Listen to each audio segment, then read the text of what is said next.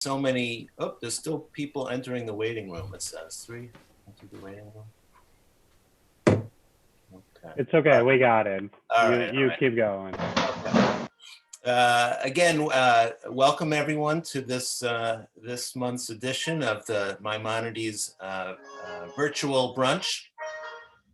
No Maimonides brunch is complete without a few items, including mentioning money, our needs. Thank you for everyone who's pledged, of course, in the past. This year, of course, we have higher than normal needs of all of our community organizations. And if you want to avoid, if you're a Maimonides member and you want to avoid my phone call, please pledge. And if you'd actually like me to call you about that, just text me or Aaron or email one of the two of us. I'll be happy to speak with you. This shirt, by the way, is just a reminder that next month we would have been going on a mission to Israel with outdoor related biking and hiking. And we really hope to, I certainly hope to re-engage everyone interested in resuming planning for that next spring. The other big issue for a Maimonides meeting is we need some sort of benediction, and what better benediction is there than a Larry Levitt joke? So Larry, you may now speak. If Aaron can unhost him, unmute him. He's just unmuting now, I think. Okay. There we go. I was trying to figure out what joke I might cull from the archives that had a little medicine connection and maybe even a neurological component, because I am a retired neurologist. And I came up with the following, which I hope you guys like. Now, with Harold Crichton in the audience, it's a tough act to do. But anyway, it had to do with a gentleman who was having incessant headaches. He went to doctor after doctor after doctor with no relief. Finally, he was sent to an Asian neurologist who had special abilities. And he said, the only thing that would help you is a bilateral orchiectomy. Both testicles have to be removed. Well, the guy was so desperate after all this time with headaches, he agreed. Went to a urologist. I don't know if Jeff Gewirtz is on the call, but and had his testicles removed. He had immediate relief of his headaches. He then got a little depressed, and he decided to go out and celebrate a little bit, maybe by getting a new wardrobe.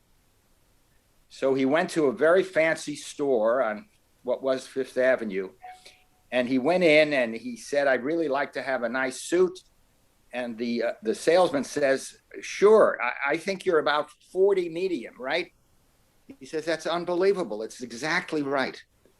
Puts on the suit. He feels a little better already. He said, I also need a shirt. He says, I think you need a 15-3. He says, that is absolutely incredible. Puts on the shirt. He looks terrific. He says, I'd also like to have new underwear. He says, I think what you need, the salesman says, is you need underwear size 36 waist. He says, haha, got you there. He says, you were right about the suit. You were right about the shirt, but I wear 32 waist. The salesman says, if you wear 32, my experience is you will get terrible headaches. Larry, the main thing I'm glad about is I know that joke, and I'm glad you didn't do the whole thing with the hat size and the ring size, because that really would have not been good. But your timing is fabulous, and thank you. You're very welcome. Just to introduce this topic briefly, the history of the word vaccination or vaccine really contains within it much of the issues that we're going to talk about today.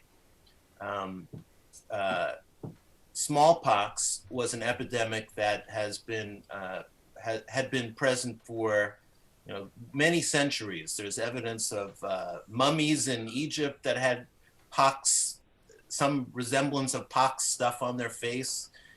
It's said to be associated with the first stage of the decline of the Roman Empire. The mortality rate was in the 20 to 60% range. But at some point, it was noted that if you took some of the pus from smallpox and inoculated it or grafted it into patients, that there was some immunity associated with that. And because smallpox was called variola, the procedure was called variolation. So this was present in certain parts of the world, but not much in Western Europe. But it did at some point get to Western Europe, and after a royally connected family in England lost a bunch of members, the woman who was scarred in her face decided to try to bring one of the doctors who would do this procedure to England. And she had her 2 children variolated, and she was able to sponsor a trial of variolation in England. And what that was done was 6 condemned prisoners agreed to have their sentences shortened or have some sort of favor in response to becoming variolated. That's a nice one for Rabbi Reim and the ethical side of experimentation. And so, but these prisoners didn't get smallpox, and it was considered a success, and variolation within the West became much more prominent afterwards.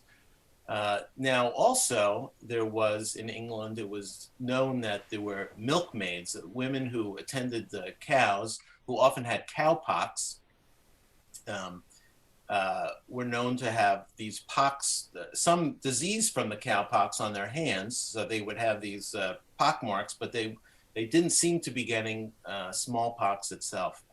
And Edward Jenner in the mid to late 1700s thought, this is interesting, and he was able to also then take some of the the cowpox lesions and took an 8-year-old kid and was able to show that that this boy gave him the dose. He got some illness in response to the dose, kind of like it sounds like that we get when we get our vaccines. And then 2 months later, he exposed him to smallpox, and he didn't get the disease. And so cowpox was known as vaccinia, and because of that, the word vaccination took place, took root instead of the word variolation.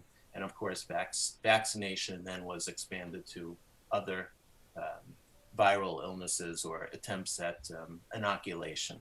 So there you have it. Everyone learned something: vaccine, vaccination. So I should add, I had other notes to myself, is that Jenner had there were a lot of skepticism about his vaccination attempts. A lot of people thought he was just in it for the money, which he wasn't. And I don't think he got really paid very well for his efforts. But again, a lot in that has to do with this story. So I'm really thankful for the 3 speakers we have today. The first one is Hillary Kaprowski. Hillary, I know for several years. As far as I remember, I think we met when the JCC converted the courts to squash. We might have met before then, but he's a terrific guy. And he somehow told me the story of his grandfather, and then lent me his biography, which I really eagerly read. And I'm not going to tell you too much about him because Hillary's going to do that job himself.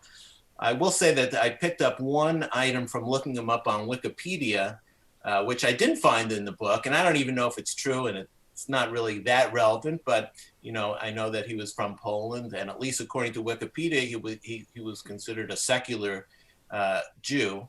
I don't know if that was part of his life story. I don't really remember that in the biography itself, but since we do have a Maimonides audience, it seems worth a Federation audience. It seems worth mentioning. So Hillary's a terrific guy. He's an ENT physician locally. He's a great doctor, a great person, and take it away, Hillary. Thank you very much, Bill. Thank you, everybody, for inviting me today. Can everybody hear me? Okay, Yes. I see the nods. Great. So, Bill has introduced me. I'm a local ear, nose, and throat doctor, and I guess my claim to fame today is being the grandson of Hillary Kaprowski.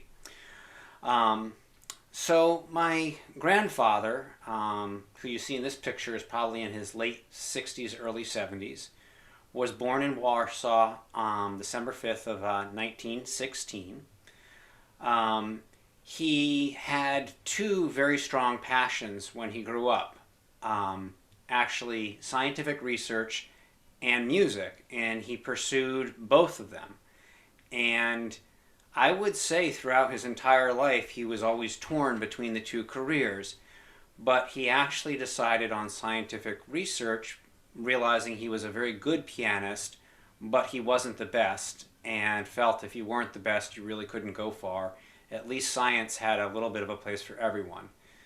The only advanced degrees in science in Poland at that time was medicine, so there was no option of going for a doctorate in a PhD or something like that. In medical school, he met my grandmother, Irina Grasberg, who became Irina Kaprowska, and I'm going to just digress here a few minutes. She was actually very famous in her own right. She, when she came to the United States, apprenticed under Dr. Papanicolaou, and by many of the pathologists, I don't know if we have any in the audience, consider her to be the mother of cytology. She is given credit as the first person to diagnose lung cancer based on lung washings. Anyway, back to my grandfather. So, 1939, the Blitzkrieg was happening, I think about a week before graduation from medical school. So they actually didn't technically graduate until, I think, 50 years later they had a ceremony. And they had to flee from Europe. And my grandfather ended up basically as a physician in the Polish military in the Roman consulate. What's most important about this is that he was able to actually continue his music career studying at the Santa Cecilia Conservatory in Rome, which really furthered his piano lessons. Knowing that Italy was going to fall as Mussolini was going to join Hitler, they realized that was no safe place, and they were able to actually make passage to Brazil, Rio de Janeiro. So he was in Rio de Janeiro, barely surviving with money sent to him from his father, who had a factory in England, and he was giving piano lessons. And this is really where luck comes in. He's walking down the street one day, and somebody starts shouting his name, and he looks over, and it was one of the classmates from medical school, who his father, I think, was Polish, mother was Brazilian, and when the war broke out, went back to Brazil being safer. And he asked my grandfather, "What are you doing?" My grandfather said, "Well, I'm kind of on the brink of starvation. I have a family here." And he said, "Well, you were always good in school. Why don't you come and work with me tomorrow?" And so my grandfather showed up at the Rockefeller Institute in Brazil. So this is really just a chance occurrence. At the Rockefeller Institute, they were doing research on yellow fever and yellow fever vaccines. So Max Thieler in 1935 developed the yellow fever vaccine that was being used at the time, but just like now with our vaccines, not much was really known about how it worked, how to mitigate side effects, things like that. But this was really what launched my grandfather's career to be a virologist. He had many, many interesting stories to tell about his time in Brazil. one of the best was he decided to kind of moonlight in his research, not only working on yellow fever, but he started working on Venezuelan equine encephalitis. And so he received the vial of this virus, opened it up to start working on, infected the entire lab, and he notes that it was on your ranking determined how sick you were. So the head of the lab was the sickest, he was second sickest, and the least sick was the gentleman who cleaned the room. So his research career really took off in Brazil at that time, but he had already applied for a visa to the United States, which he eventually gained, and ended up in Pearl River, New Jersey, working for Letterly Laboratories. And he was accepted to work in their division of rickettsial and viral diseases. That's really when his research shifted much more to polio. So at that time, there were really kind of two competing ideas. One was the simple formalin attenuated polio. So basically you take the polio virus and you kill it by exposing it to a poison and then inject it. This carried the drawback at the time of needing repeated injections of the vaccine. But knowing that Thieler's yellow fever vaccine was live and had very good immunity, he decided to apply that same knowledge to the polio strains. So at that time, the way to take a live virus and render it not virulent, so in other words, you develop the immunity but you don't get sick from it, was by what's called serial passage. So basically you take the virus and you continuously pass it through different media till the virus loses its ability to cause infection. And I'm not exactly familiar with the whole method that he used, but one of the breakthroughs was that he realized that cotton rats, which were endemic to the United States, would get infected with polio. So that was the medium. So it was passed through the cotton rat tissue until eventually, after 50 or 60 passages, it no longer caused illness in them. So he and his lab mates, as he did with many of his experiments, basically drank this concoction of polio and rat brains, literally. And neither of them ended up getting sick.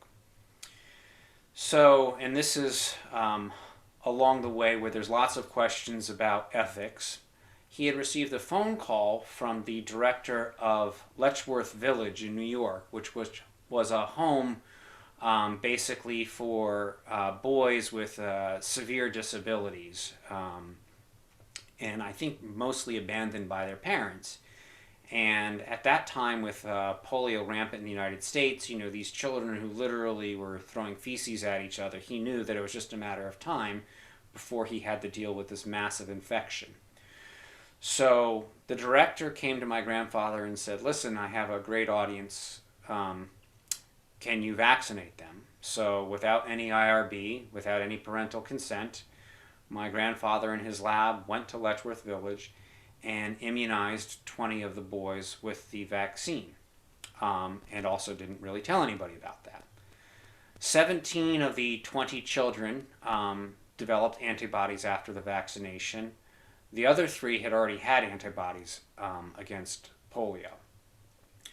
When he presented this research to the world, just as I say this, and I'm sure you're shocked, because I was shocked, the world was absolutely shocked that he went ahead and actually did this. But it proved that a live attenuated polio virus vaccine was actually possible and safe. This went on to another home in Sonoma, where it was a larger trial, again, invited by the director, immunized the children, no illnesses. All of the children developed antibodies.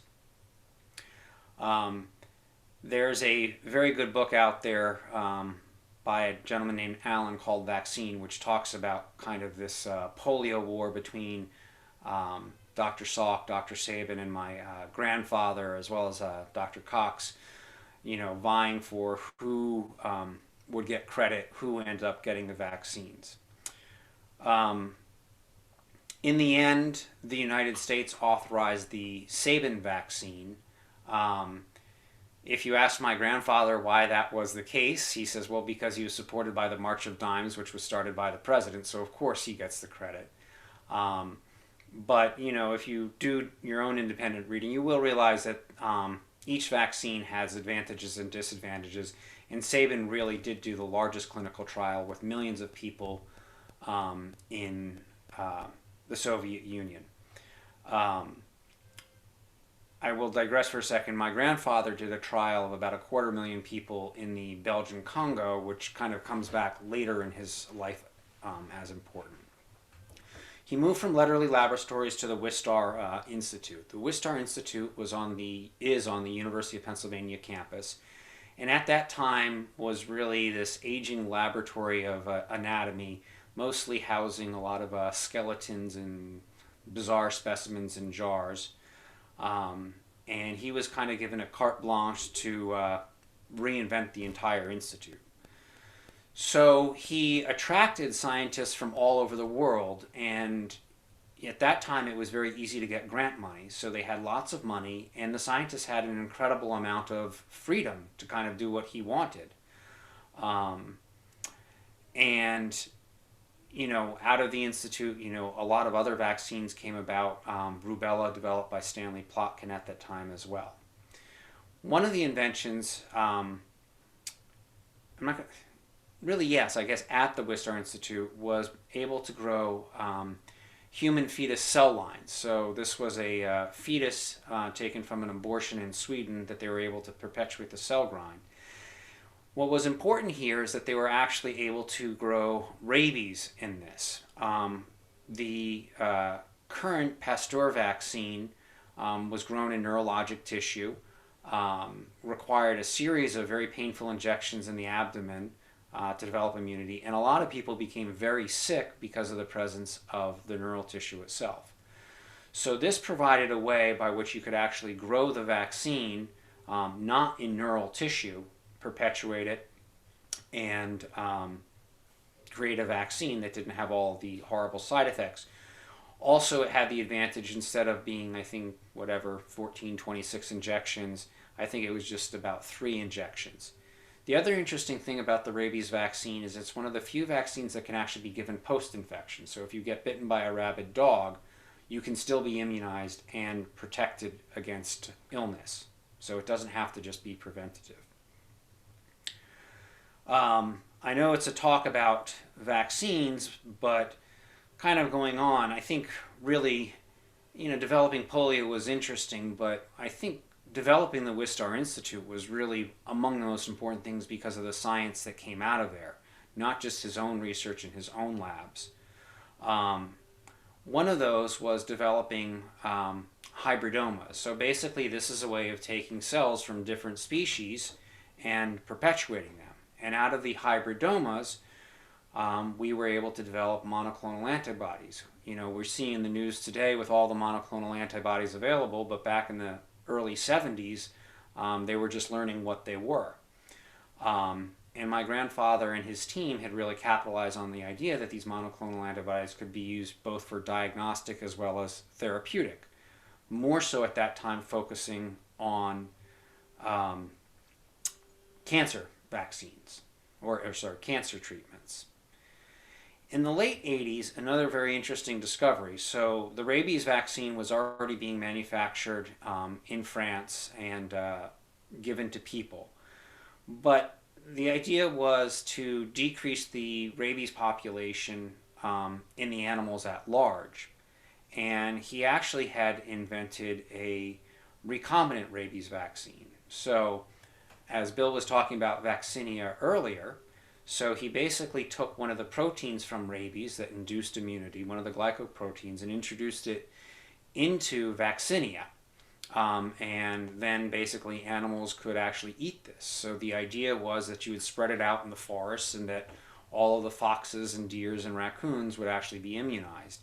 And this work actually is still going on today in many parts of the United States as well as Europe.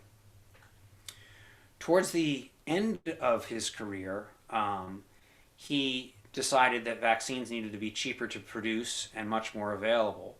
and he learned that he could use a tobacco mosaic virus. So this is a virus that just infects the tobacco plants, at which way these viruses would incorporate into the DNA of the plants, and they would express the antigens to induce immunity.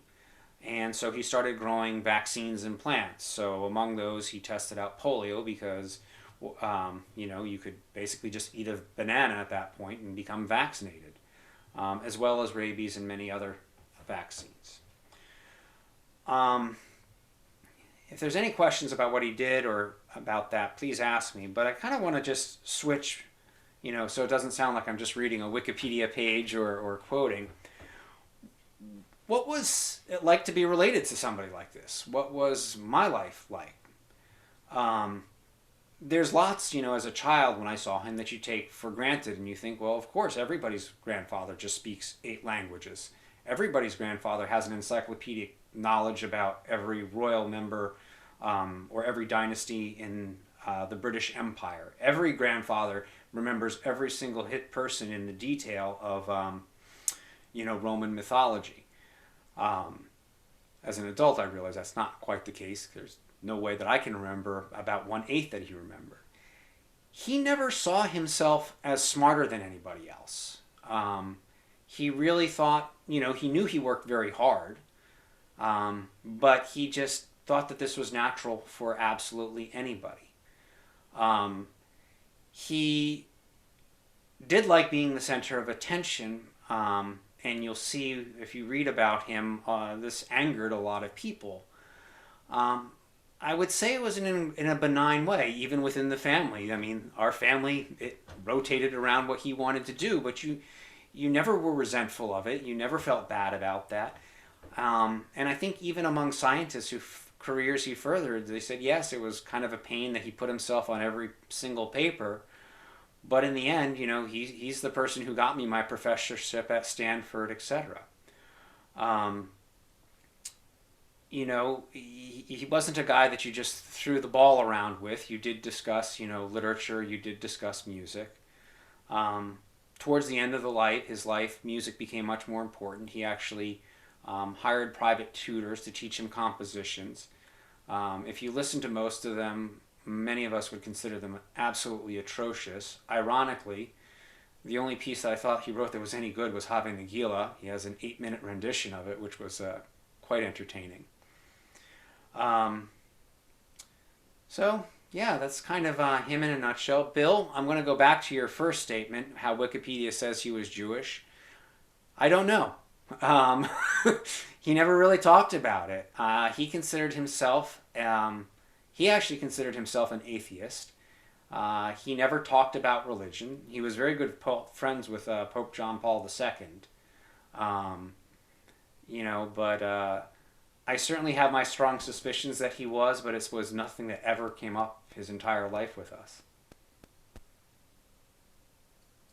Hillary, that was a fascinating discussion. You crystallized his whole book, and you made it personal, and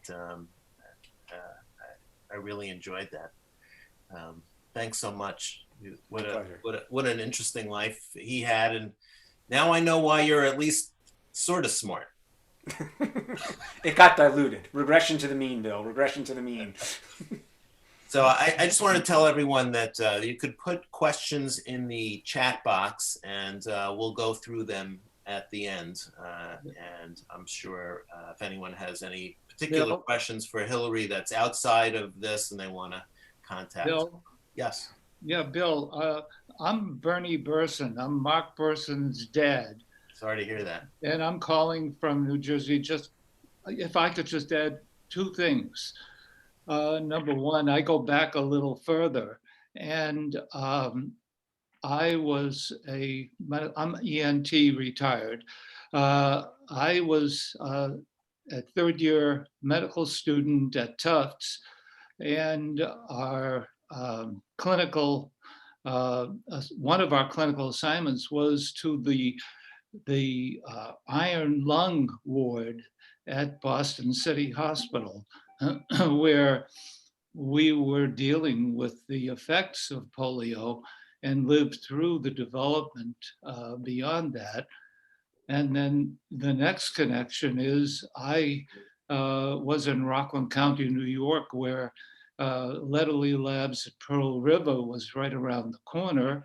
And I ended up as a ENT visit at Letchworth Village and actually ended up doing some of my pro bono surgery there for some of these people. Just a few interesting things from an older ENT guy, and I'll turn you back to your planned program. Thanks for allowing me to watch. Oh, thanks for adding that. That was actually very interesting as well, of course. Well, that's great. It's really interesting. We could talk about your grandfather, I think, for a while, but in the interest of time, we'll get on to the next speaker. And if anyone, there is still a little bit of locks in the back of the room, but you have to hurry. Again, any questions you have, you could put in the chat box, including if you want to contact Hillary separately about any of this. So our next speaker we have is Jeff Jari. I really appreciate that Jeff is here today. Jeff has a lot of titles. I know he's a media tycoon almost these days. Morning Call, TV. He's the vice president of medical affairs for St. Luke's Network. I know that he was in industry for a bit, and then he was the head of ID at St. Luke's. I think he's considered, I read somewhere, the emeritus. That sounds too old for you, though. Emeritus director of ID. But I think even more importantly, he hails from Brooklyn, and he's really one of the smarter people I know. Sorry about that, Robbie Wax. I asked Jeff to weigh in on his thoughts about what's going on these days. So welcome, Jeff. Well, thank you. And I wanted to thank Bill and certainly Aaron for inviting.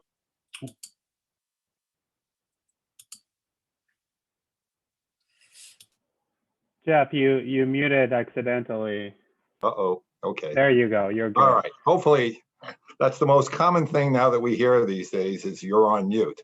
So, but I did want to thank everyone for inviting me. I have to say that I was particularly intrigued when I found that I'd be sharing the panel with Hillary Kaprowski, because one of the more notable events in my training was more than 40 years ago when I was at Columbia Presbyterian as a fellow in infectious disease.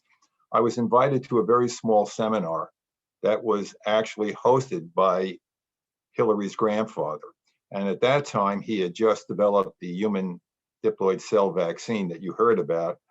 And it just blew me away, the knowledge that this man had. What you might find interesting is that this was obviously pre-revolutionary Iran, and that he found that in order to do his work, the best place to get subjects was in Iran, where they apparently had a high incidence of wolves that were rabid that would bite people. And so I remember that, even though it's more than 40 years ago, I always felt that this man was a giant and never really had the true public acclaim that he deserved. So I felt that was important to let you know that, Hillary, because it did make a major impression on me. So with that, I'm going to try and move on to some of the things that have to do with COVID vaccine. And obviously we could cover this in a lot of detail, but we have 20 minutes and I'm going to try and get to the root of things if I can. So let me just try sharing the screen and make sure that this is coming up in the way it needs to be.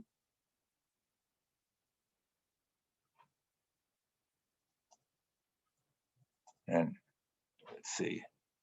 Can you all see that? Looks great. All right, so hopefully it'll work. That's always my first challenge. So the big question in many people's mind is, how good is the vaccine? When can I get the vaccine? Why are there all these problems that are related to the vaccine? What do we have to look forward to in the future? And how is this whole rollout being done, and particularly how is it being done in Pennsylvania.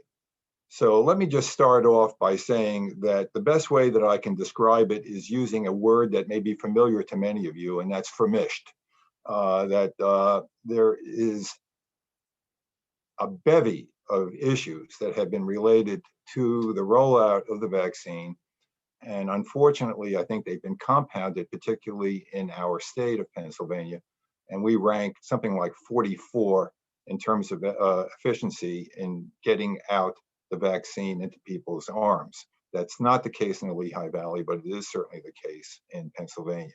So let me give you a little bit of background on this. I can go on to the, let's see if I don't think I can advance the slide here. Oh, there we go.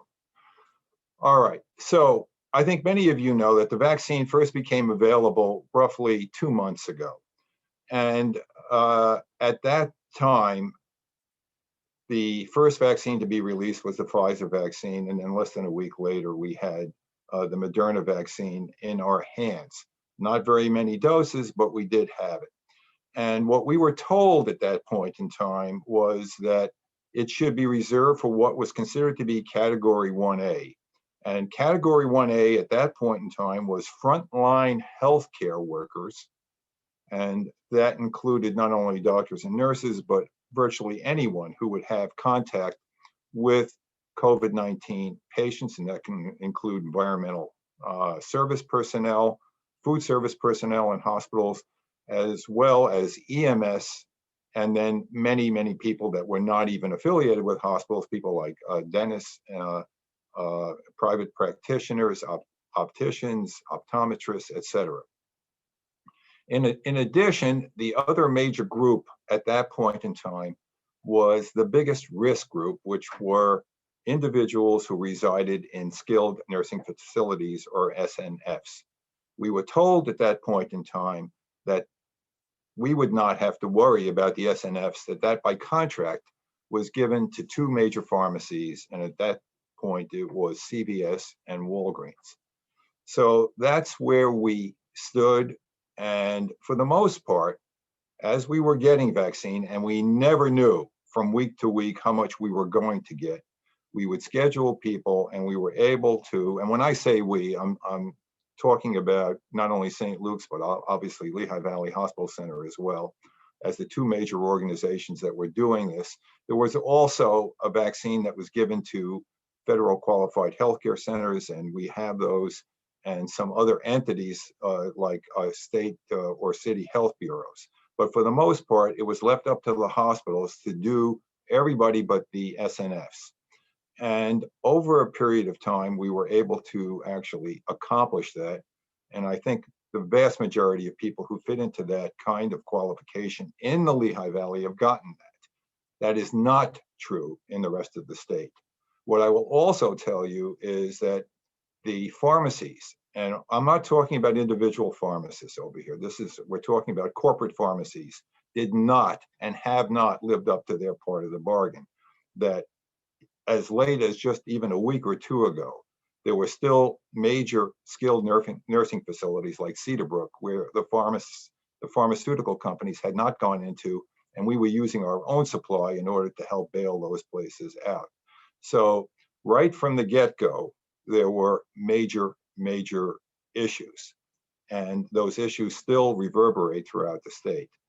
Secondly, it was compounded on January the 20th, when the federal government and then the state made this announcement that 1A is now not only going to include the entities that I've mentioned, but it will now include anyone over the age of 65 and anyone over the age of 16 to 64 who has a major underlying healthcare condition that puts them at risk. And that virtually means almost any kind of condition, whether it's obesity, whether it's hypertension, any kind of lung disease or heart disease. All of these things would qualify. Even cigarette smoking would actually qualify an individual. What they didn't tell people at that point in time is that there isn't vaccine to accommodate those individuals. And so there was a major rush at that point in time from those of you who heard this saying, okay, now we're eligible, let's get in there and get the vaccine. And they were frustrated because they couldn't. To give you an example of how bad this was, even if you were to take the group in Pennsylvania that's over the age of 65, forget about the others that we've talked about, you have 3.5 million people. To this date, which is now more than a month later, the amount of vaccine that has been available in the state of Pennsylvania is only 2.1 million units, and that includes booster doses for the people who got it originally as well as initial doses. So there was no way right from the beginning that this could potentially have been accommodated. It should never have been done that way. And what it ended up doing was leading to a lot of false expectations. It jammed up the phone lines. It jammed up all of our IT lines. And when I say, again, this is true of both healthcare systems and many others around the state. And it was not made clear to individuals. So what's happened since then? So here's what some of the issues are that we are now facing, besides clearly the shortage of vaccine, which is a national issue. The second issue is the lack of advance notice of how much vaccine you're going to get. So from week to week, we never knew how much vaccine was going to be in our hands in order to schedule people. We were given a day's notice. The state wasn't given much more notice from the federal government. It was probably a day or two, and then they would let us know. We made a decision very early on that we were not going to give appointments to anyone unless we actually had vaccine in hand. And so there was no point in booking people into March, April, May, when we knew that in many cases that would be disappointing. And so that we only accommodated people that we knew we could actually service at the time. And what we had to do is to make a major decision at that point. And that is who among this large 1A group would benefit most by having this limited supply of vaccine. And what we decided was that if you looked at the statistics regarding mortality and major complications, you were dealing with individuals who were primarily over the age of 65, not those from 16 to 64 who had underlying conditions. And so with the limited amount of vaccine that we had available, we decided that we were going to do this in a laddering type of effect and deal with the people who are over 75 first, because obviously they would be at the highest risk. And then as vaccine became available, to go down to age 70, age 65. We still haven't finished all the people who are age 75 in our area. And again, I'm using this as a collective we. I've obviously been in contact with my colleagues at Lehigh Valley, and we're in a similar situation at that point. So let me also say that part of the problem was the kind of communication we were getting from our own state, which I can only describe as, at best, miscommunication.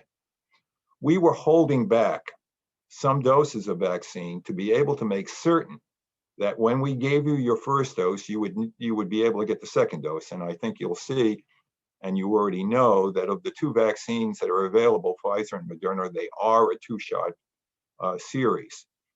The state then, a couple of weeks ago, came out with a communication that said, don't do that. You have to get all of the vaccine that you have in hand out within 7 days, at least 80% of that time, or you're going to be penalized on what your future shipments were. That's what we were told. And that's what we did. That's what Lehigh Valley did. And that's what UPMC did. All three of these organizations were very, very efficient in getting this vaccine out. And we no longer now could hold any vaccine back. And then most recently, as you've heard, they announced that, oh, there was a mistake on this, that actually the hospitals made an error on this by doing so, and they never should have done that. Well, again, I wish that they had taken ownership for what they actually did, because all we were trying to do is to follow directions, even though we knew that that probably wasn't the right thing. because to this day, we're still not guaranteed second doses on the schedule that we know should be in effect.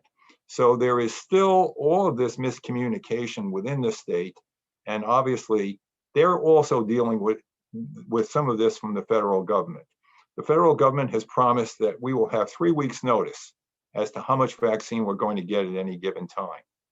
And they do give you now notice to the state. The problem is the numbers that they give are not what the state actually gets. And so these numbers are meaningless. And so if this sounds like it's a frustrating, mixed up issue, trust me, it is. Even though I think there's a lot of effort recently to try and fix this, it still remains, in my opinion, a major mess. So let's go on to a couple of other slides, and I'm just going to show you what some of the other phases of this vaccine are. And remember that we haven't even gotten past this first phase. If I can have, let's see if I can do the next slide.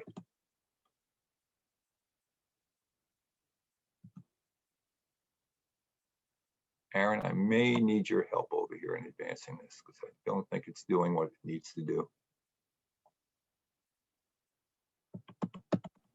I'll take over. No Yeah, I problem. think you should. Yeah, that's.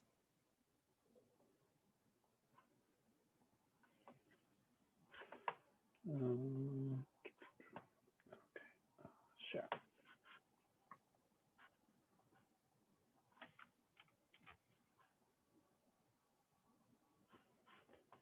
Okay, so the next phase that we're supposed to be dealing with is phase 1B, and you can see what's in that phase. And that, again, I want to make a point over here that when these phases were put together, they were not necessarily put together by people who have what I call boots on the ground, because they don't make any sense. They're actually, to a large degree, I think it's a very bureaucratic type and artificial division. So when you look at this, it seems like it makes some sense, but it includes a tremendous number of people. When you take every food service worker, and that includes everyone who works in a supermarket, anyone who's involved in transportation, anyone who handles food at all. Obviously, you can take a look through first responders and say, should they really be in the secondary phase when in many cases, these first responders, such as police or firemen, are actually doing EMS work? That doesn't make any sense. You have clergy, and we know that clergy visit patients in hospitals. So putting them in phase 1B in that situation may not make any sense either. So again, when you look at this, it may sound okay in theory, but in actuality, it doesn't.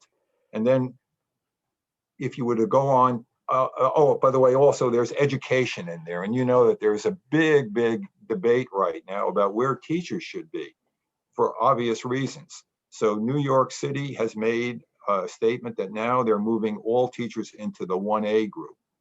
In Pennsylvania, we were told specifically, don't do that. Unless any of these people fit into other qualifications, if they're over the age of 65 or they have some underlying disease. And again, you can make an issue and say, should people who smoke really be in that kind of what I would call a special category? Next phase. If I can go on to the next slide, please, Aaron. And then we have, again, this final phase before we get into the general public. So remember that we haven't hit 1B yet, and then we have to go into 1C. And you can take a look at all of this and decide, does this make any sense? Public health workers are people who are doing the testing for us. In many cases, they're doing the vaccination. So we have had to make our own decisions within this and risk potentially the ire of the state by saying it doesn't make any sense. And trying to figure this out, you'd have to be Solomon, and none of us are. So we have a whole committee of people trying to work within this. They include ethicists, but we understand that there can be a lot of, let's say, confusion, as well as people can certainly debate the categories and how we have established these categories about whether they're correct or not. So I think I'm going to leave it at that. Oh, the other thing that I would put into when they put in water and sewage workers. Let me ask you this question for those of you who are out there. When we've been told that there are certain utilities, that there are literally about 10 people who are responsible for keeping your power on, totally. If those people are out, we don't have power. And that means the hospitals don't have power. So does it make any sense to put those people in 1C, or should we be moving them up to the most favored category? Again, I'm trying to give you a sense of how difficult this really is when you actually have to make these decisions. Next, please. And then finally, we get to everyone else, and that's all of you. So when is that going to be? As we've already said, we're not even out of that initial 1A category right now. You've heard Dr. Fauci just a week ago say that he thinks that we're going to be in this everyone else phase by the end of May. He was then asked to backtrack by the Biden administration, saying that is probably not correct. It should probably be at the earliest the end of July. So do we know?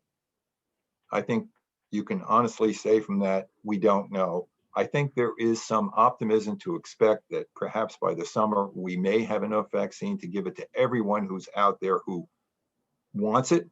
And then our next challenge would be to try and convince the large group of people who have been hesitant to take the vaccine, who would be eligible to actually do so in order to give you the so-called herd immunity.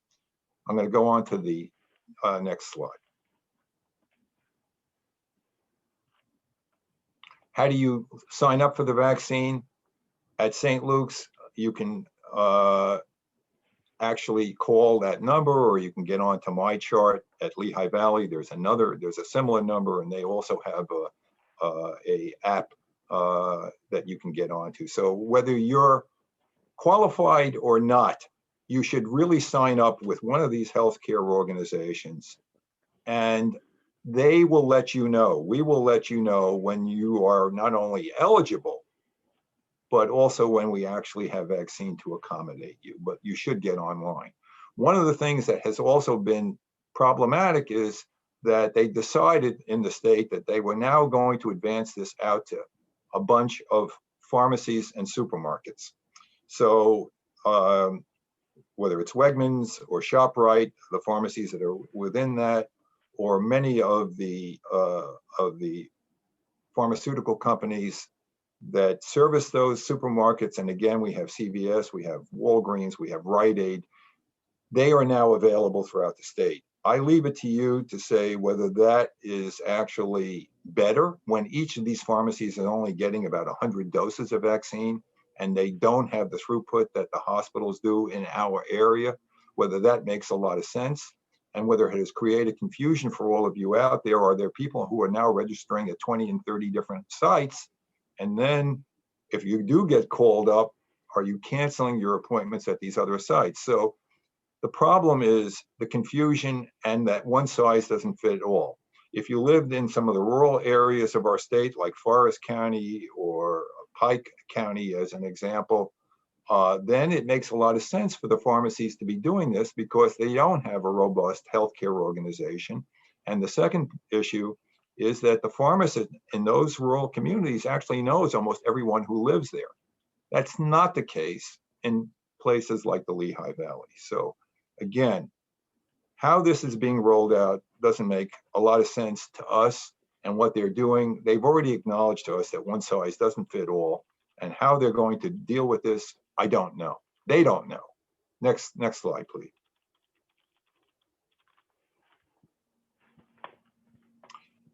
What we've decided to do is, because we have 11 different hospital sites that we can give this vaccine, and particularly now that we're dealing with elderly people when bad weather is in existence, is to try and not have mass vaccination centers, but to make it convenient to people. Again, that can be argued. There are people who feel that maybe mass vaccination centers are better. Should those mass vaccination centers be drive-throughs in weather like we're having right now? Should they be indoors? Again, we can debate about those types of things. I can only tell you what our point of view is, and that we feel that by trying to bring it closer to the public, that we're servicing when we're able to do it in a safe environment. And don't forget that you have to be watched for 15 to 30 minutes after you get that vaccine, that is the best way to do it in a safe, warm environment. And we've already had one individual who had anxiety and ended up, after he got his vaccine, he was doing fine. He walked out of the hospital, had a heart attack, ended up pulseless. And I don't know what would have happened if that would have happened at Wegmans, as an example, but I can tell you he was revived and he's doing quite well right now. And that's another situation that I'm not so sure that by doing it at these local pharmacies or in a supermarket, that really constitutes the best method when you have hospital systems like Lehigh Valley and St. Luke's available to do so. Next slide, please. So what are the vaccines that you have available right now? I think everyone out there knows that there are two. There's Pfizer and Moderna. They are both two-shot vaccines. In the case of Pfizer, they're separated by 21 days. In the case of Moderna, they're separated by 28 days. We've already been told that now that the state can't absolutely promise us that we're going to get those second doses on time, that there is some wiggle room, and that we can extend the separation of the vaccines up to 42 days without having a degradation in its effect. I will want to make a quick comment that many of you have read a recent article, some of it came out of Israel, that maybe the Pfizer vaccine should be considered as a one-shot vaccine and not as two shots, because it actually gives efficacy that can be anywhere 15 to 85% after one shot. I can tell you that even though it was reprinted as a letter in the New England Journal, it's subject to a lot of criticism. And many people who know a lot about vaccines, including a good colleague and friend of mine, Paul Offit, are absolutely abhorrent to this whole idea that 15 to 20, those studies show that you have efficacy at 15 to 28 days. It doesn't say anything about getting what we know you need, which is T-cell immunity that's long-term. That is only achieved, and I want to repeat, it's only achieved after 2 doses. So at this point in time, for these 2 vaccines, I would not, and I repeat, I would not consider them as 1 dose. And any of you who've gotten 1 dose, please make sure that you get that second dose. That I'm afraid, and what many people are afraid of, is by giving suboptimal antibody protection, you're going to encourage the formation of additional variants or mutants that are going to end up being resistant to these things. And that's bad for you, it's bad for the population. So please, at this point in time, those studies that were released are too preliminary to be able to go to the bank on. Use it as a 2 vaccine dose. Next. And I'm not going to get into the storage requirements, which I think many of you know, and you know that that's complicated things.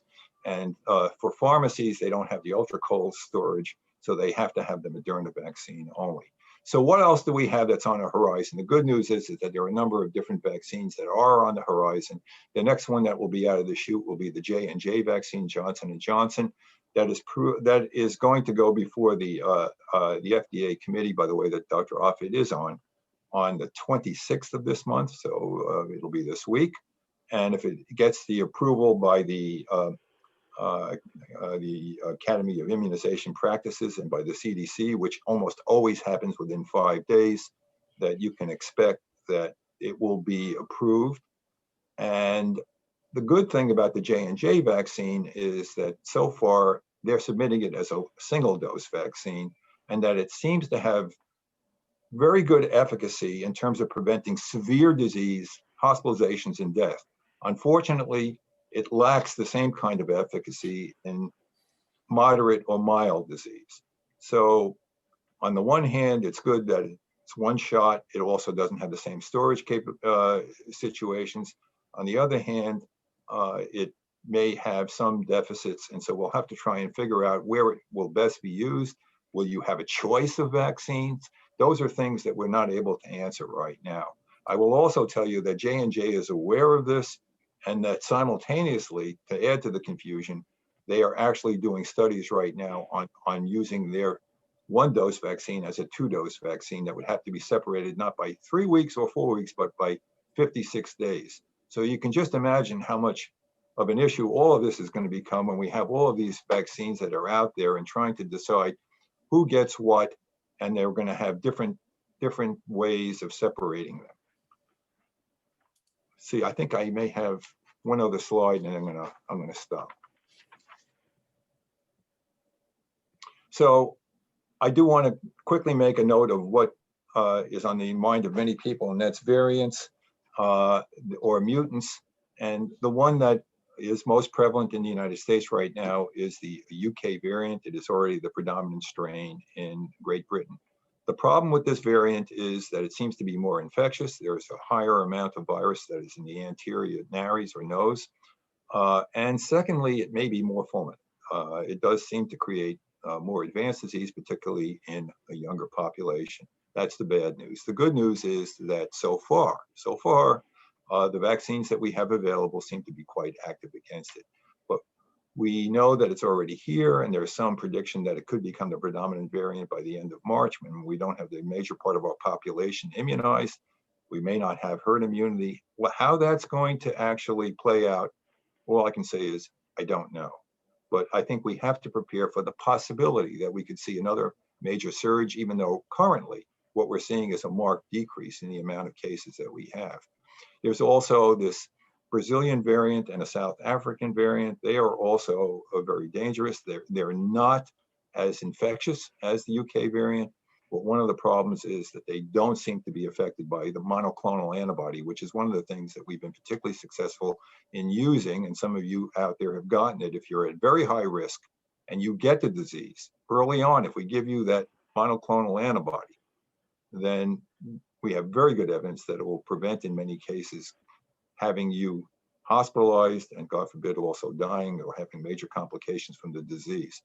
Unfortunately, if you have the Brazilian or South African variant, that may not be the case, and it may make the use of monoclonal antibodies mute.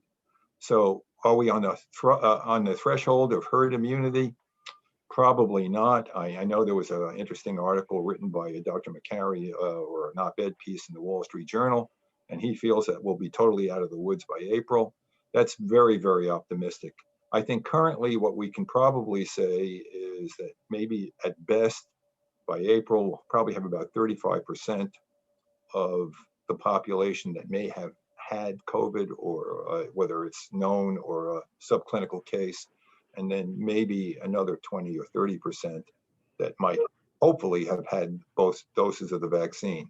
That will be very helpful, but it may not be enough to give us the herd immunity that we need to answer the question, when are we going to get back to normal?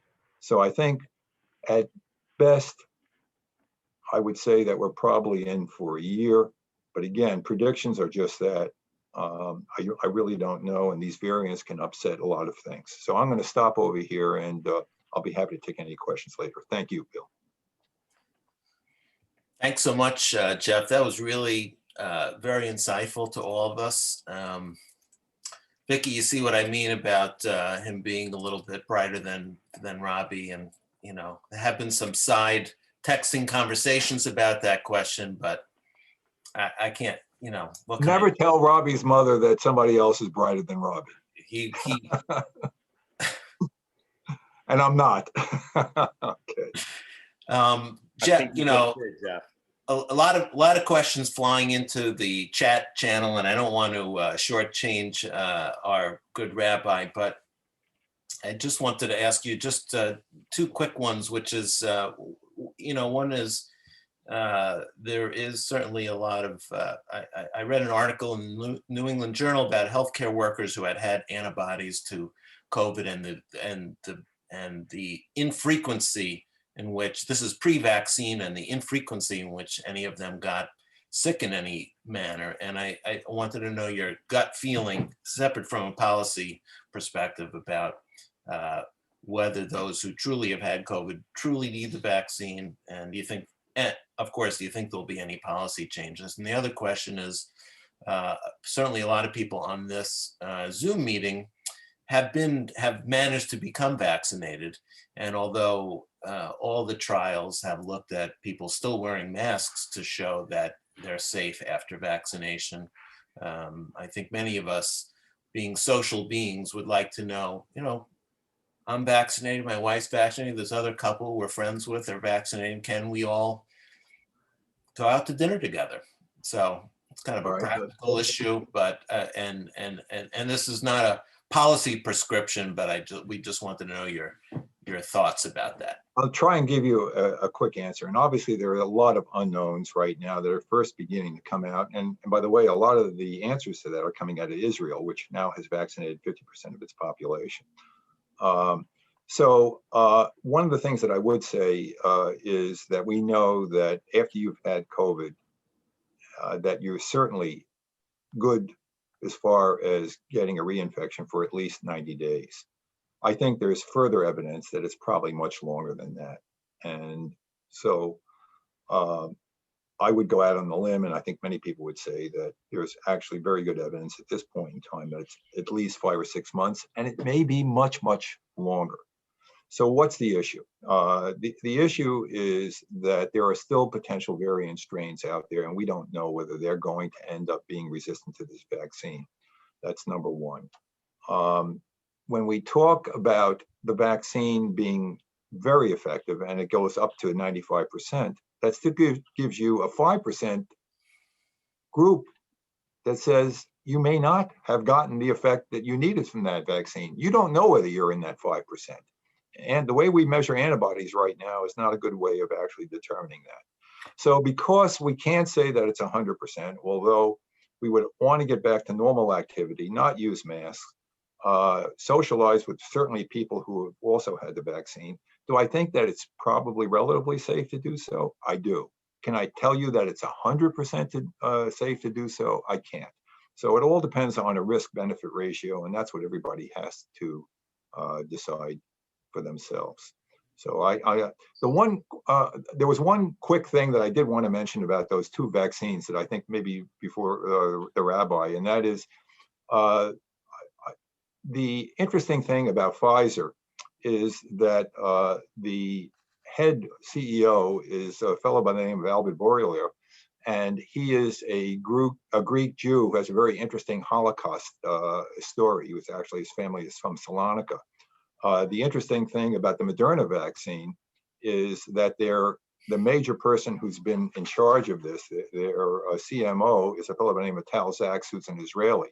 So I think there's a lot that we can be proud of as being Jewish. Unfortunately, it's also been used by the anti-Semites in the world in terms of talking about the vaccines being a conspiracy. But I thought I would just throw that in for our audience. Thank you so much. That was great. Really terrific. Last but certainly not least, we have Rabbi Re'im, who I asked to speak today. I always enjoy listening to his what I would call holistic discussions of ethics and Judaism. I'm pleased to have gotten to know him over the last few years, and as such invited him to give us another perspective on vaccinations and ethics. So the good news, first of all, thank you. And I thank our other two presenters. It was really very fascinating to hear what you had to say.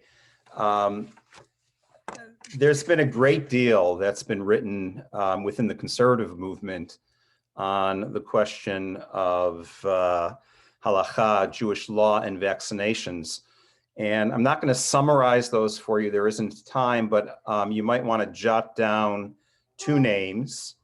One is Rabbi David Golinkin, Golinkin.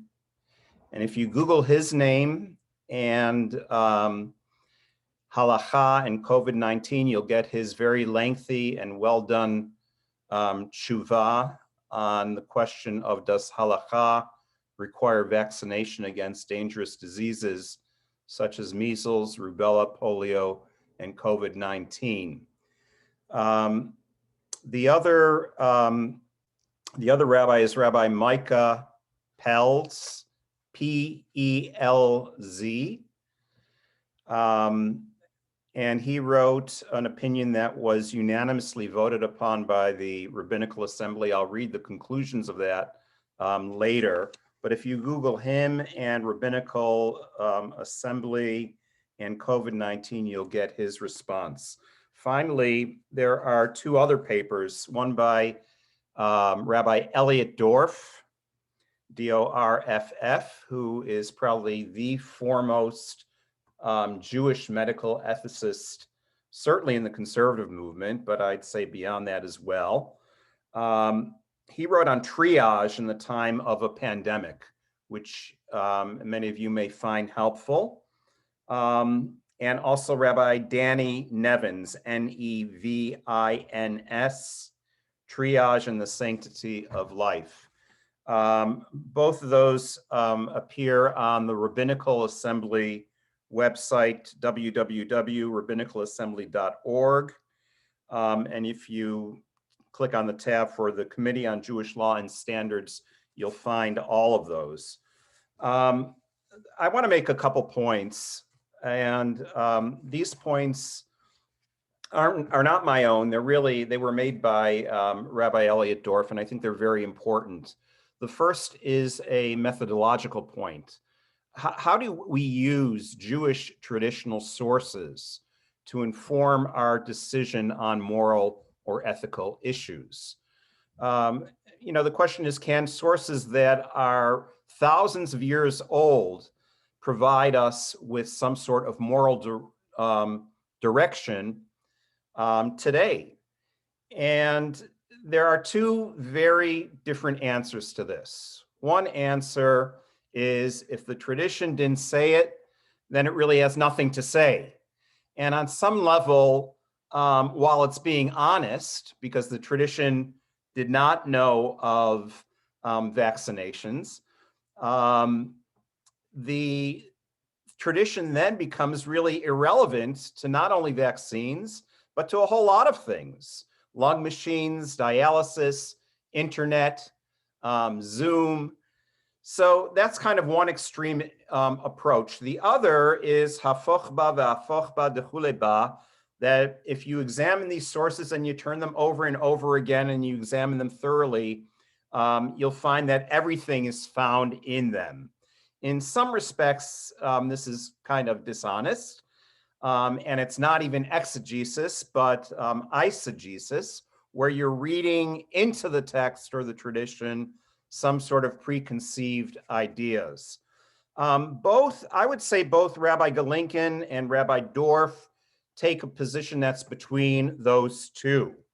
The approach of these conservative Jewish legal experts tries to search out traditional texts for moral direction on issues like what public policy ought to be in the debate over vaccinating versus not vaccinating. And this is critically important. I can tell you anecdotally that it's not just a high percentage of nurses who express a reluctance to be vaccinated.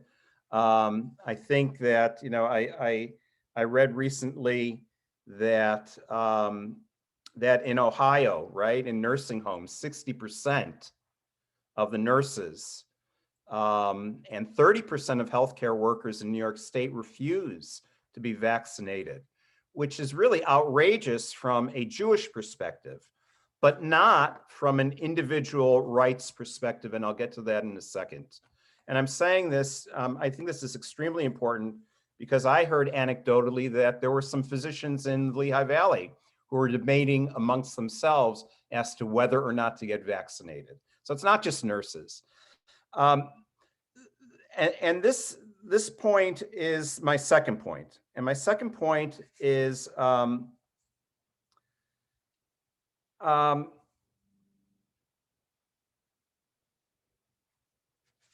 this deals with the way in which Jewish medical ethics differs from regular medical ethics.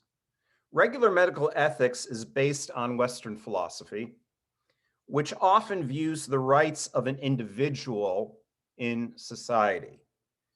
As Jews, however, our values are more informed by community. We left Egypt and stood at Sinai, not as individuals, but as a community with obligations. Sometimes rights and obligations are reciprocal. For example, individual property rights, so that a person can't steal. But sometimes the two will overlap. The idea that this question is not one of individual rights, but it really is a question of community. So what are the questions or issues that come into play with the COVID-19 vaccine? The questions posed to halakhic authorities range from, is there an obligation by Jewish law to be vaccinated? Can Jewish institutions require vaccination for employees, students, and congregants? Right? These are all questions that not only synagogues, but the JCC, the Jewish Day School will have to face eventually. In other words, how does Jewish law relate to those who endanger the lives of others by refusing to be vaccinated? May they be prevented from entering schools, synagogues, or public places? And then finally, there's the question of what should be the guidelines for their distribution, a very, very difficult question. And for that, I refer you to the two references I made earlier on triage. Those are very helpful for some of those questions. There's also a very interesting question about authority.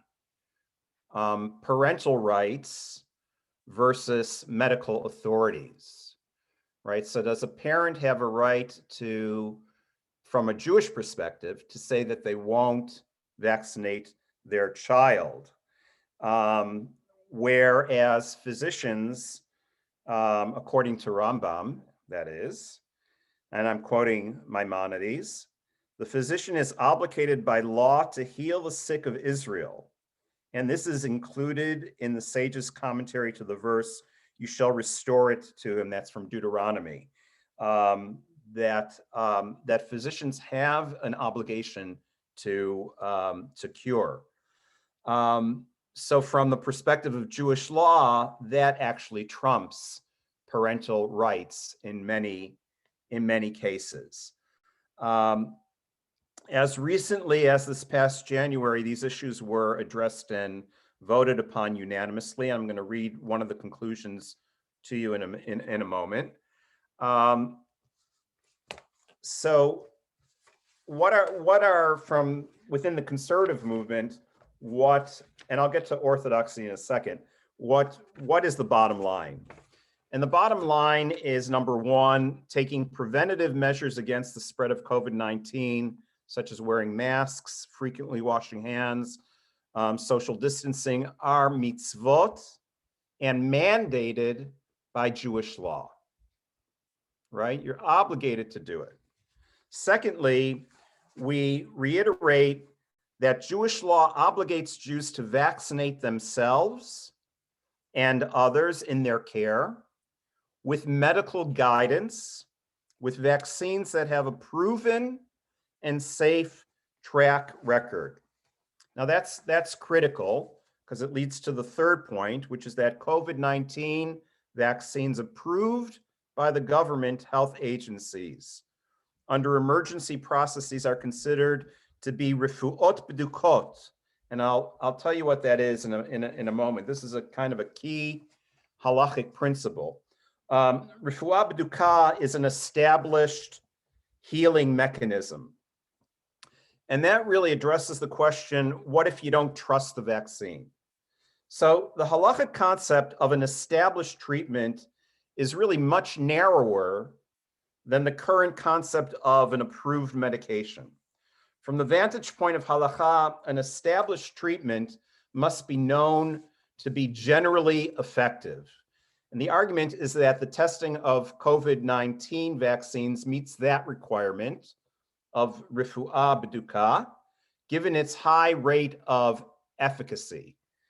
Given what Dr. Jerry said about some of these reports from Israel, I won't quote the one statistic, but the other one I will quote, which was with the Pfizer vaccine, it has a 98.9%, it's 98.9% effective in preventing death, which is, pretty good.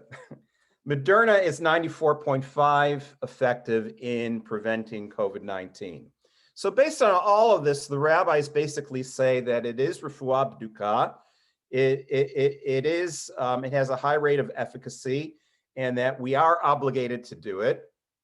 By comparison, by the way, many of you know, the US Drug Administration requires a success rate of at least 50%. So numerous halakhic authorities from 1796 on, 1796, of course, when Dr. Jenner invented the smallpox vaccine, which is 95% effective.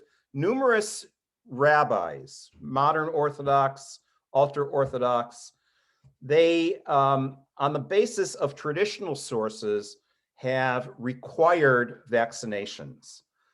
The fourth and fifth points on the conclusion of these tshuvot deal with the principle of dina de malchuta dina, that the law of the land, the law of the state, is obligatory from a Jewish legal perspective.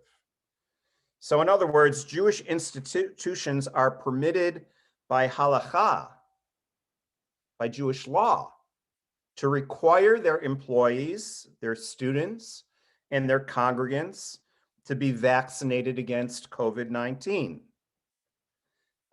They add in this tshuva, by the way, legal counsel should be consulted to understand the secular law in this matter, right? Because dina de malchuta dina, the law of the land is the law, they don't, you can't be getting sued over something. You have to consult what the secular law is on this issue. But, so for example, in God willing, eventually we'll be opening up. So the question is, do you require people to be vaccinated to come to services? According to this, if a synagogue decided to do that, it would have Jewish law in its backing.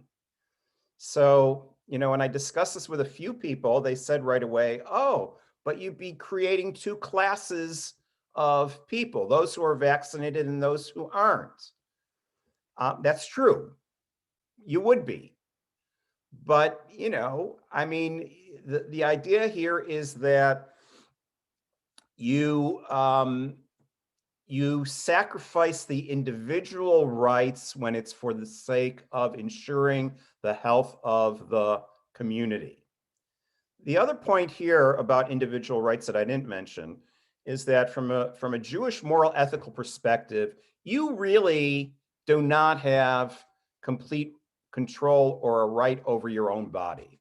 And the reason for that is because of the theological principle that L'Adonai ha'aretz umloa, it says in Psalms that the earth is the Lord's and all that it contains, which means that your body ultimately belongs to God as well, which is why you can't do things like cut yourself or do things that are causing yourself harm.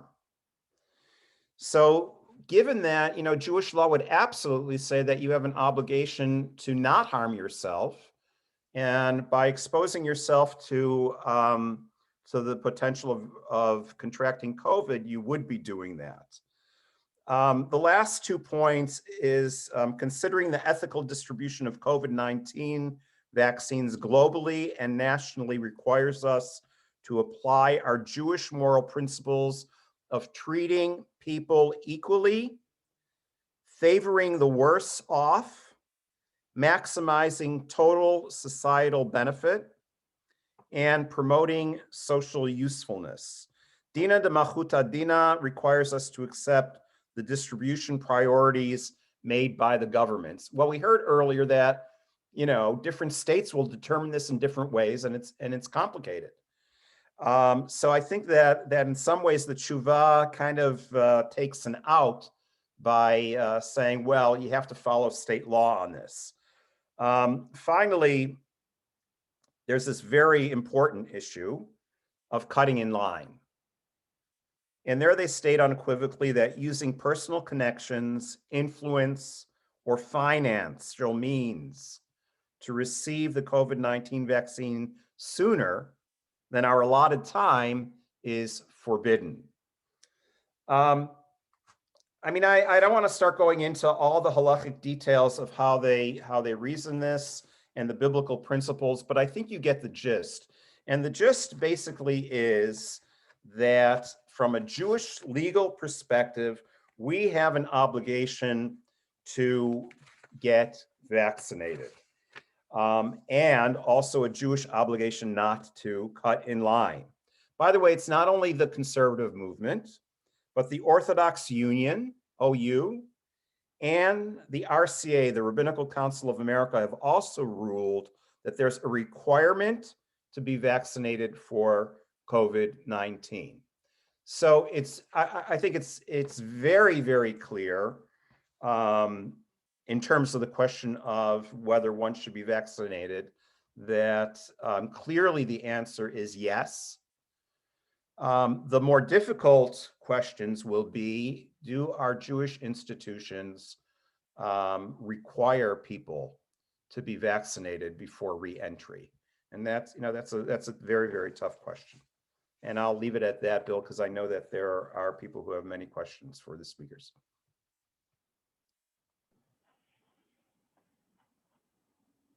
I'm gonna put it back. Thank you, Rabbi. I should say I'm getting a lot of comments from people who are saying that perhaps it's time for the clergy group to do this type of work about the ethics of vaccines and talk about what the different movements are saying about whether people should get vaccinated and what we should do in terms of the community. So the rest of the questions are mostly about the vaccines. I will just pass that comment around, that there's a lot of enthusiasm in the community for the clergy group to maybe work together and put together a program that talks about the ethics of vaccines. Absolutely. And particularly on this. Absolutely. Jeff, we're gonna bring you back in because we have a few questions, and I'll keep Billy too as one of our, he is the one promising free vaccines for everybody. So so I'll put him also and as president of Maimonides. And I got the questions, so I'm just going to go ahead and ask them. And we have a lot of people asking about whether if you suffer from COVID-19, whether you should get one vaccine, should get the two vaccines, should get no vaccines, which I think you already clarified that point. But a lot of questions about, if I already have COVID-19, should I go to the 2 doses? Should I stay with 1 doses, or should I not do anything about it? All right, so just a couple of quick points. What we're telling people is that if you've had COVID-19 and it is less than 90 days ago, that you should wait for 90 days till you get vaccinated, because we know that almost nobody gets a second case of COVID-19 within the 90 days. So that, as we said earlier, that we know that your immunity extends at least to 90 days as far as natural immunity.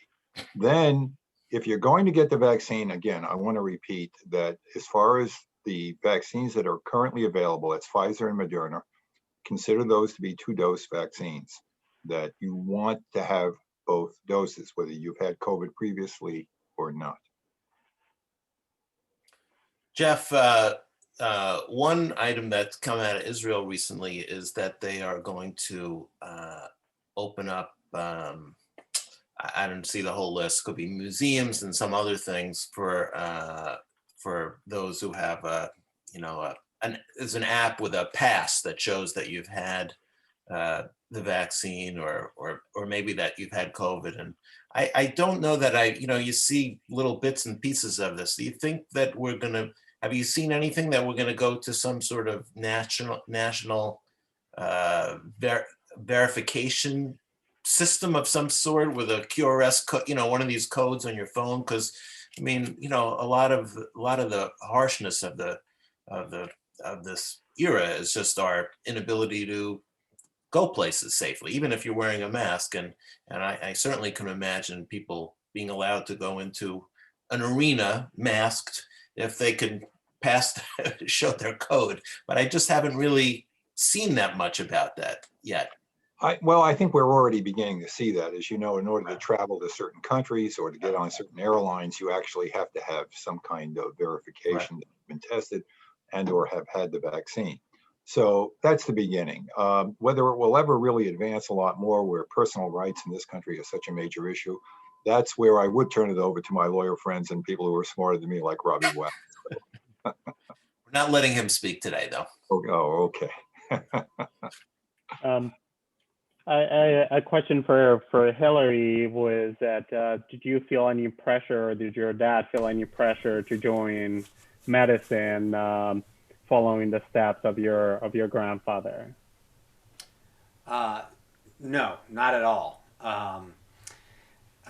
He was much a Renaissance man. He didn't really have any snobbery about science and medicine. He viewed everyone very equal. So he would have been supportive in whatever I chose. And in fact, I'm the only grandchild who chose human medicine. My sister did choose veterinary medicine.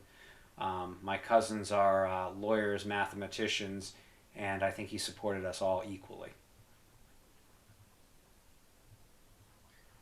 I did want to add that it's Harold Krythen's birthday today, so that's a little shout out to Harold. I actually had a question for Jeff. What you said, would that apply? Has there been any data on long haulers in terms of vaccination? Again, the only thing that I can tell you is that there are a number of side effects that are associated with the vaccine. Now, in comparison to getting COVID, those side effects are generally transient, and there are obviously, as far as risk-benefit ratio, there's no question involved. But I will say that people who get the vaccine can expect, at least with the second dose, particularly if they're younger or they've had previous COVID, that they're going to have a more reactogenic response, and that they may end up with a lot more headache, weakness, running fevers, sometimes even just an inability to even get out of bed for 12 hours to up to 48 hours. But that is more common if you've actually had COVID previously. We don't have there are no long-term effects that we know of that are associated with the vaccine. Unfortunately, there is a whole bevy of potential long-term effects, as you point out, with having natural COVID. And now, those are now considered to be long haulers. They are not considered to be a group that should not have the vaccine for all the reasons that we've stated previously. And we're first on the cusp, I think, of getting to ways that would be a uniform treatment of these folks. And they vary quite a bit. And as you know, from people who just have mental fog, generalized weakness, there are people who have lost their taste and smell, which is very common in anyone with COVID, but in some cases it's been many months or even permanent. So at this time, we're just really in the early stages of trying to figure out what the best treatment for those folks is. But they should have the vaccine. I'm going to ask a triple threat question seen from a lot of people, because they're very, very related to it. The big question I think that everybody has is, if I'm vaccinated plus 2 weeks after the second dose, can I pass I might still be able to pass the disease? Then what is I know it's very early still, but are we going to have to do the COVID-19 vaccine the same way that we do the flu vaccine, which is, every year because of the variants? And then the last question, because this community is somebody who is very, very pet friendly, is should we be worried about transmitting the disease to pets? All right, so let me try and answer those, and I may end up having to ask you to repeat them, but at least as far as, well, actually, let's do it one at a time. So your first question was, can you still transmit the disease if you've had the vaccine? Those answers are beginning to come in, and actually a lot of that is from Israel. just so that you know. And it does seem that there is much less of an ability for you to shed the virus in numbers that are compatible with actually causing disease to someone else. So I can say that now guardedly that it looks like by getting the vaccine that you're much less likely than to be able to shed the virus to others, and that you would be considered to be a safer individual in that regard. The second part of the question was? The second part of the question is about whether we're going to have to be vaccinated annually Yes, for all right, COVID. booster doses. So here again, we don't know. What you do know, and you look at the history of vaccines, is that every vaccine that's come out has always been superseded by better vaccines later on. That doesn't mean that you don't take advantage of the first vaccines. You know, polio is a good example of that. However, we also know, by the way, that all the pharmaceutical companies are not only working on second generation, but are actually working on third generation vaccines right now. And that would include vaccines that are active against the variants that are out there. And the holy grail is to try and find some kind of universal vaccine, which we have not done yet in influenza, that would take care of any potential variant. So as of right now, there's certainly no indication for a booster dose, but it would not be surprising. It would not be surprising if we were to hear 6 months from now or 8 months from now that, yes, you should have a booster dose of a additional vaccine that now is active against these variants. So all I can tell you is that time will tell. In terms of transmission to pets, I'm sure there are veterinarians that are out there who could probably answer this better than I, but we do know that the vaccine certainly has been, the COVID-19 has been found, for instance, in felines and cats and a number of other animals. Whether this is really capable of being transmitted back to humans, I think there are some studies, some anecdotal reports in primates where that might have been done. So it's we're at an early phase right now as far as animals are concerned, but we do know that there are some animal species that can absolutely get COVID-19.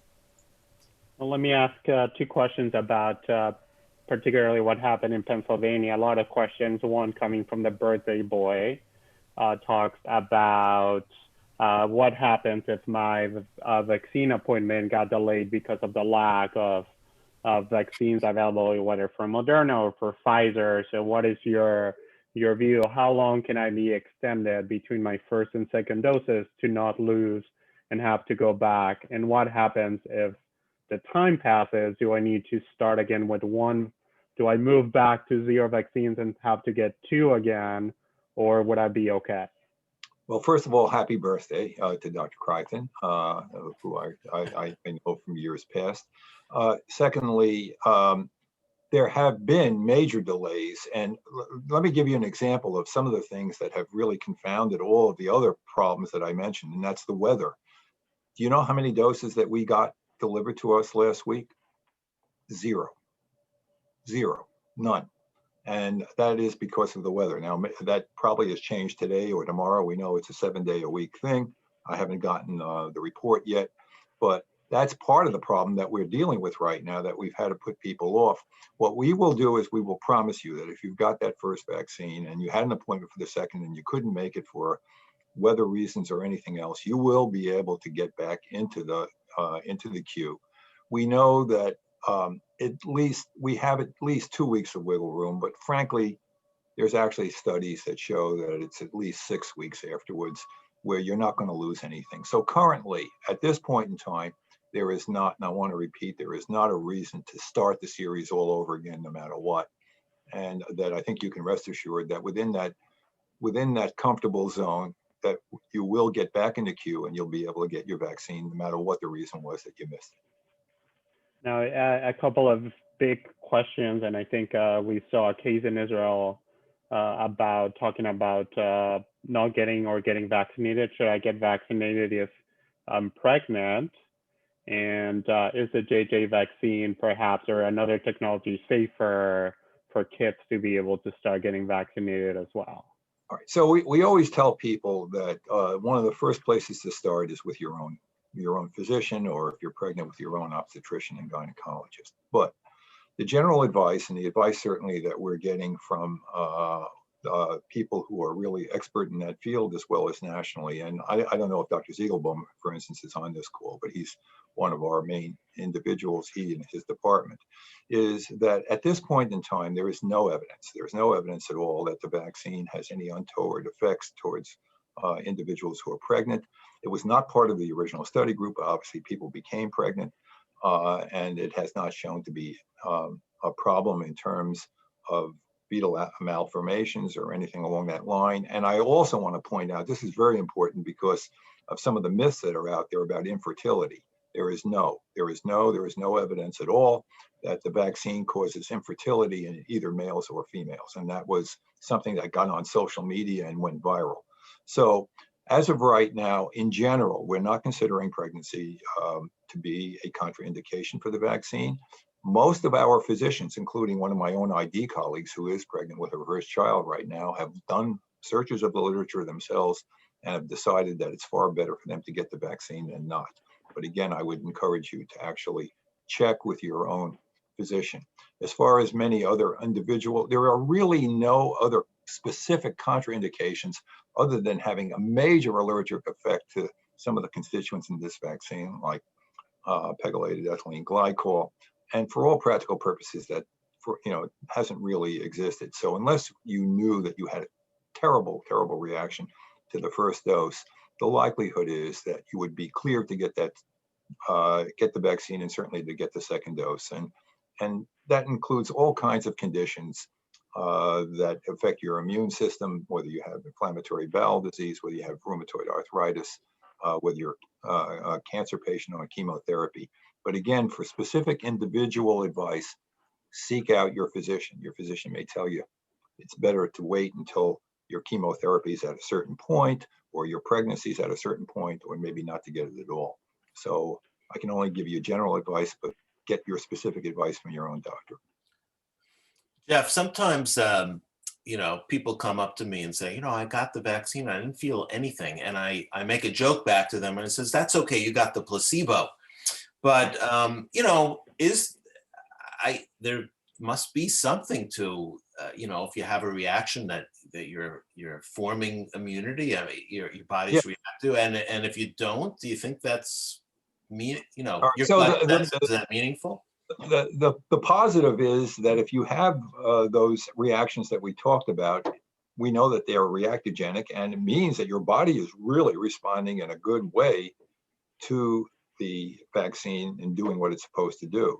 Now, the opposite is not true. I mean, so does that mean that if you haven't had any reaction at all, that you didn't have a good response? We have no evidence of that whatsoever. So again, trying to vary whether someone has a better response versus, that I think we're not at that stage. But I think we can say that for those of us who are older, one of the few advantages of older age is that we're less likely to have those major side effects. But it's been well studied in people like us that we still have the benefits of the vaccine. I'm going to ask two last questions. One is for you, Jeff, and one is for Robert Raim, which is a two-part question. And I apologize if we didn't get to all the questions, but we are running out of time. So we just want to make sure that we can ask all the questions. I think the last question that we have is, what happens if I get the first vaccine and then I test positive for COVID? Yeah, so, that certainly has happened, because we know that it takes time. Whenever you get a vaccination, it takes a couple of weeks before you have any kind of effect. And we already talked about the fact that you don't have the full effects of a 2-dose vaccine until you have that second dose. So we've seen that in a number of different occasions. And also in some cases, people were positive way before that. They just didn't realize it because they had a disease that didn't have any symptoms, and then they were required to get tested, and lo and behold, there it is, it's positive. That does not prevent you, nor should it prevent you from getting that second shot on time. So I think with that in mind, if you get that first shot, still try and get your second dose at either the 21 or 28-day interval, depending on what vaccine that you got.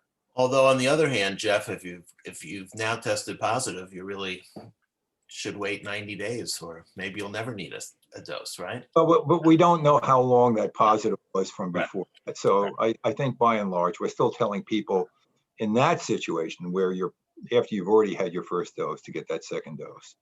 Now, that one of the things that might be a differential is that if you ended up getting monoclonal antibody, then we don't want you to get the vaccine for at least 90 days afterwards.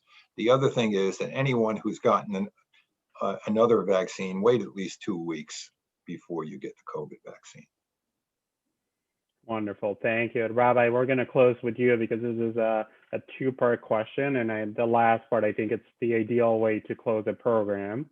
The first question is about the view that we should have, or that we're talking about, that we see all of those scenes of certain parts of the, whether it's the Orthodox community that we're seeing the weddings and all of that situation. So perhaps a little view of what is the Orthodox community doing to encourage people to get vaccinated and to not gather in large events.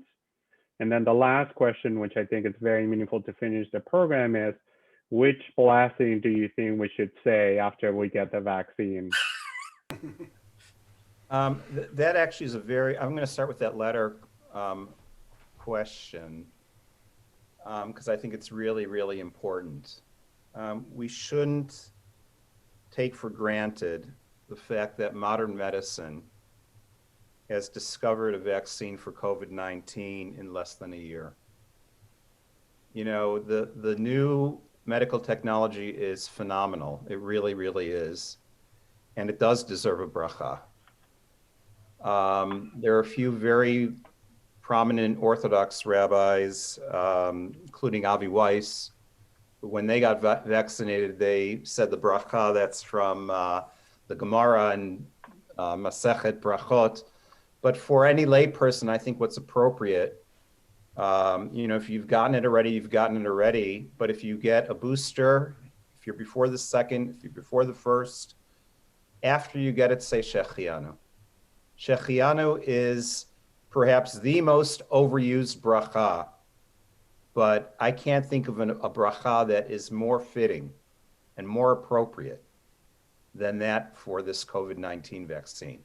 So please, after you get vaccinated, say the Shechianu. It's really, really important. In terms of the Orthodox community, by and large, it's always those who advocate or don't come down strongly on smoking or things that we know are harmful to people, Orthodox rabbis that merit attention. They get away with it by quoting the verse in Psalms and Tehillim, Shomer Peta'im Hashem, that God protects the simple and will protect them from danger. So, if they're naive and they smoke, or if they go around without a mask, God will somehow protect them. Those rabbis that support that are far and few between. Most modern Orthodox rabbis, I think, would agree with the OU and the RCA, and would say that one is absolutely obligated to social distance, to wear a mask, and to get vaccinated. So, again, what you read about are the exceptions to the rule, I think, not the rule. Thank you. And with that, I'm going to pass it to Billy Markson, who's going to introduce the Federation president. Well, first of all, I just wanted to thank all of our speakers. It was really terrific and really educational. I think most of us are on here probably do a lot of reading already on the topic. So this is a relatively, I'm making an assumption, it's a pretty learned group. And yet all three of you really elevated our knowledge and totality of our understanding of our situations. So thank you so much. To Vicky Wax, really, your son is smart. Again, not quite on that same level, but very, very smart and funny. So, and he's also a little bit distracting during these kind of Zoom meetings because he may be the most prodigious separate texter. Finally, I'm going to leave the last word to my good friend, who's also a pretty bright guy, Gary Fromer. Thanks, Billy. And I hadn't intended to speak at this today, but discussing a topic that's been a very difficult topic for all of us for now more than a year, I have to say this last 2 hours, I come out of incredibly optimistic, maybe the most optimistic I've been. And I'm optimistic because we have a history as a Jewish people of having contributed to the science that is going to hopefully get us out of this. We live in a community that is got great leadership from a healthcare perspective, many of whom are on this phone, and Dr. Jari and Bill and everyone on this call. How we're doing in the Lehigh Valley at this is, while we're in a state that's having some difficulty, is I don't think any of us would choose a different community to be in for this. I know people from Philly and elsewhere are coming to the Lehigh Valley to get treated. So, from a country perspective, if we keep inoculating at 1 million to 1.5 million people, it means we're inoculating 1% of our population every 3 days, snowstorms and other calamities aside. And that means we're sort of within 120 to 160 days of potentially having this behind us, at least from the perspective of people dying of this disease.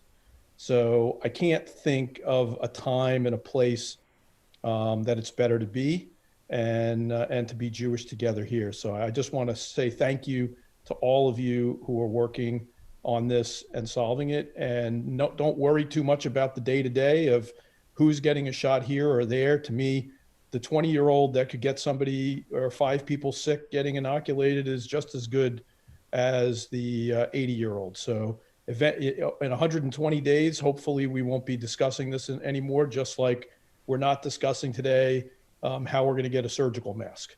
And I look forward to that. And I'm looking forward to the summer, and hopefully we'll get through all this together. Thank you very much. Looking forward to seeing everyone in person at some point in the future. May it be sooner rather than later. Thank you, everybody, for coming. Thanks.